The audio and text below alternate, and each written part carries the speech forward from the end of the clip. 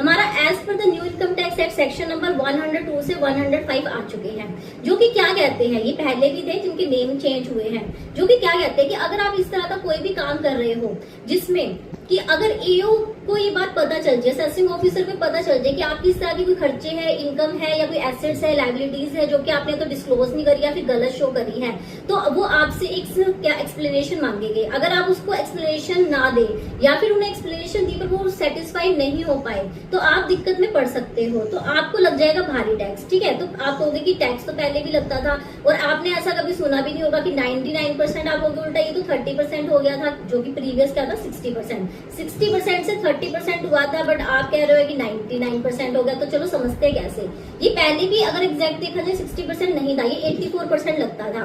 पहले क्या होता था, 60% तो आपका टैक्स लगता था, उसके ऊपर आपका सरचार्ज लगता था जो कि 25% होता था, उसके ऊपर आपका एजुकेशन सेस लगता था जो कि 4% होता था, और एक आपकी पेनल्टी लगती थी जो कि 10% होती थी। कुल मिला के वो 84% ऑफ टैक्स आपको देना पड़ता था।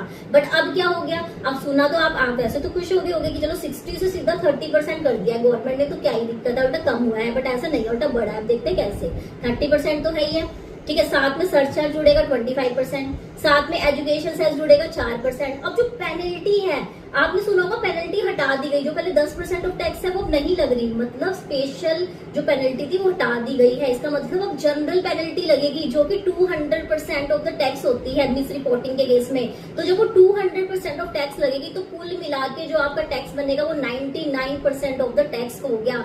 ठीक है, तो आप इसको ध्यान में रखें, ठीक है, इस तरह की गलती ना करें कि फ्यूचर में आपको किसी भी तरह के कॉन्सिक्वेंसेस फेस करने पड़े। ठीक है, तो आप हमारे चैनल को शेयर कीजिए, सब्सक्राइब कीजिए, लाइक कीजिए, सो दैट कि ऑल द